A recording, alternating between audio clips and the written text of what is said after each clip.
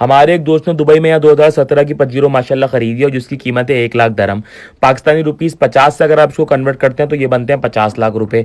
Land cruiser Prado Pajero 2016-17 model आप यहाँ पे खरीदते हैं तो आपको 50 लाख की रेंज में मिल जाती है। मेरे मुल्क में आज भी ये 2-2.5 करोड़ से ऊपर की गाड़ी है।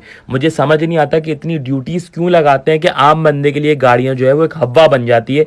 सिर्फ इस गरीब मुल्क के अमीर पॉलिटिशियंस या तो करप्टेड लोग ही ये गाड़ियां अफोर्ड कर सकते हैं, क्योंकि आम बंदा तो आज भी 95 की मेहरान या 2000 की शराड में घूम रहा है।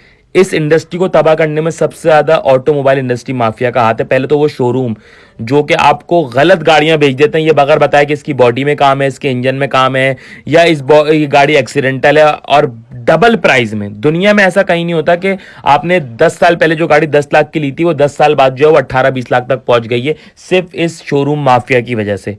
और फिर वो कंपनीज जो दुनिया भर के अंदर बेहतरीन क्वालिटीज की गाड़ियां कम पैसों के अंदर लॉन्च करती हैं, लेकिन मेरे मुल्क के अंदर ऐसी घटिया क्वालिटी पे और प्राइसेस डबल पे लॉन्च करती हैं और मेरे मुल्क के आवाम को लूटती हैं। क्यों? क्योंकि उनको पता है कि कोई चेक एंड बैलेंस ही नहीं है। यहाँ की गवर्नमेंट जो है वो उनको फ्री हैंड देती है कि आप आवाम को लूटो और अपनी मर्जी से प्राइसेस लगाओ, और आपकी जो है वो क्वालिटी का कोई मसला ही नहीं है। दुनिया भर में इनको अपनी क्वालिटी पे इतना काम करना पड़ता है क्योंकि इनको पता है कि इनकी पकड़ हो जाएगी। लेकिन मेरे मुल्क की गवर्नमेंट तो आवाम को लूटती है, ये बाहर से कंपनीज आके भी जो है वो लूट रही होती है। पता नहीं मेरे मुल्क में वो टाइम कब आएगा जब एक आम बंदा भी इस तरह की कंफर्टेबल गाड़ी जो है वो अफोर्ड कर सकता है। क्यों? क्योंकि ये एक बुनियादी ज़रूरत है।